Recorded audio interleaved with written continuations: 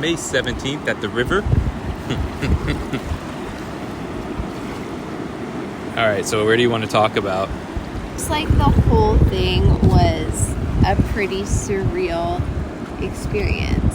Yeah.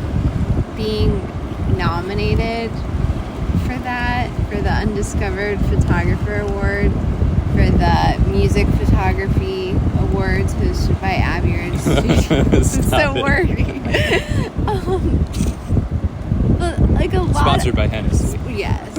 But like a lot of people entered that contest. Yeah. And to be singled out and narrowed down was like such a crazy honor.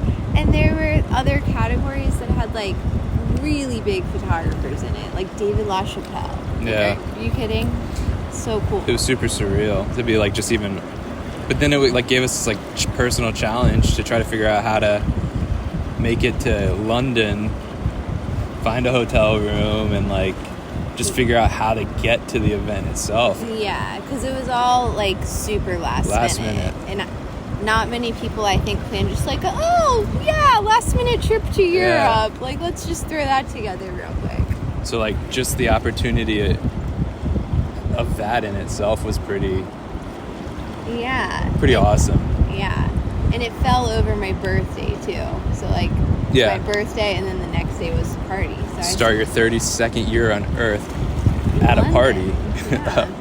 Yeah, I told you, I was like, there's going to be a red carpet. And you were like, there's no way there's going to be a red carpet. And we pulled up, and there was a red carpet. Well, even more than that, our photo was plastered on the front of Abbey Road Studios. Yeah. Like, right in the whole front wall. I couldn't believe that. Yeah.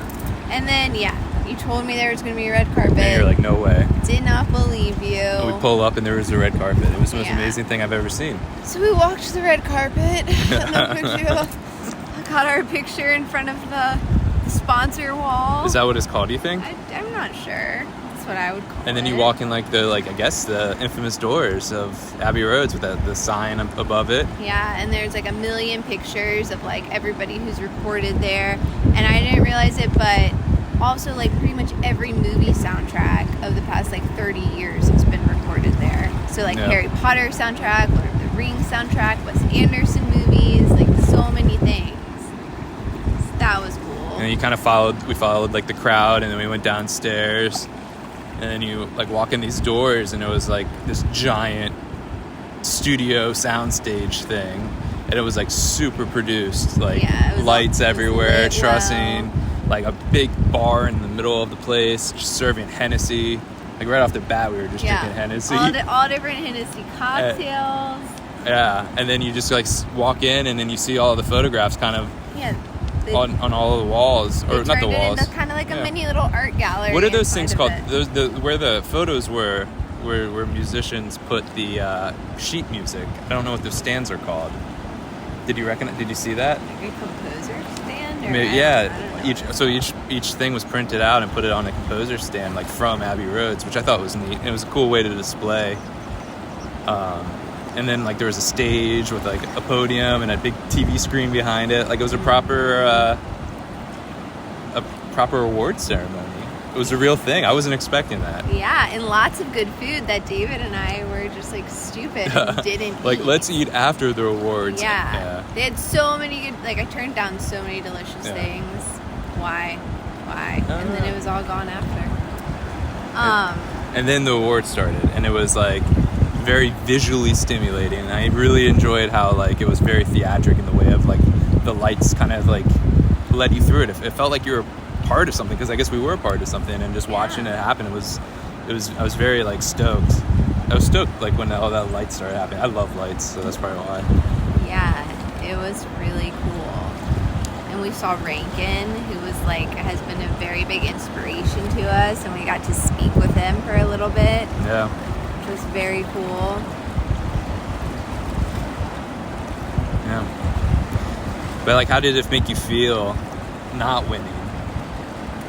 I mean, at first, I felt like we were gonna win. Yeah, it felt like it. And then the name they announced like also started with a J, and so I was like, I don't know, it felt like it was gonna be us, and then it wasn't, and it was, like a little It was a bit of a disappointment, for sure.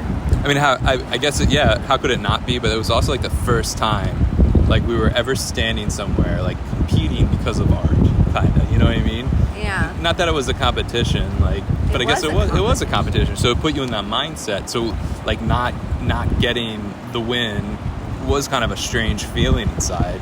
I've never felt that before, I don't think. I've never been in that situation. So while, like, you look for, like, oh, I'm super grateful, this, and that, like, it's also, you're also in the back of your mind, like, what the hell? Like, why didn't I win? You know? Yeah. I don't know. I heard the statement recently that it's like love to win or hate to lose, and that the people who are the most successful are the ones who hate to lose. Yeah. And, like, yes, you should always be a gracious loser. I am fully there on that. But, like, I don't think that you need to like losing. I don't think you need to feel like that feels good. Yeah. Because I don't think it does. It doesn't feel, yeah. So it, like, threw me off a little bit, but then, like, drink a little more Hennessy, and then we just had, like, lots of lovely conversations with people. Oh, yeah. We met, like, so many really interesting people. Yeah, all types of people, because you don't know who anybody is in that setting, so you just start talking to somebody, and it was great. Yeah. I really enjoyed that part of the night. Yeah, and then there was, like, 5 musical acts who performed in one of the Beatles studio, Studio 2.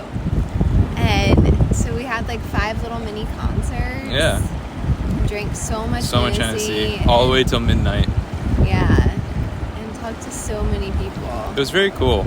It was like doing a trip that fast, it was just a really, what's the word I'm looking for? Like, you needed an endurance for it. It was just back to back to back, and you never really were able to catch up on, like, rest or thought. Yeah. I mean, you have to be in the right mindset to take that fast of a trip overseas, because, like, jet lag, like, it's a real thing. Yeah, it's real. I tried so hard to fight it, but it, like, your body just needs rest to a certain extent, and your internal clock gets knocked off, though. So that's So you have to try. Yeah, you need a little bit of time to adjust, but we didn't. We went right into things, and it was just like lots of traveling. It always is lots of problem solving, constantly trying to figure out, like, where do we get the COVID test? How do we use their subway? How do we do this? What do we do this? So it's just constant problem solving. So it was a really awesome adventure to me, because we pushed ourselves, like, hard in a lot of senses. Like, vulnerability, we pushed ourselves. Physically, we pushed ourselves. Mentally, we pushed ourselves. So overall, I think it was a dope trip. Oh, it was definitely a dope trip. And, like, the British people, super nice. So nice. English breakfast, super good. Yeah. Yeah. Cool. Yeah. Well, that's our trip. Yeah, that was our trip. Riverside Chats. As we make it hard for you to listen because of all the water and wind. Till next time, David and Jada. Out.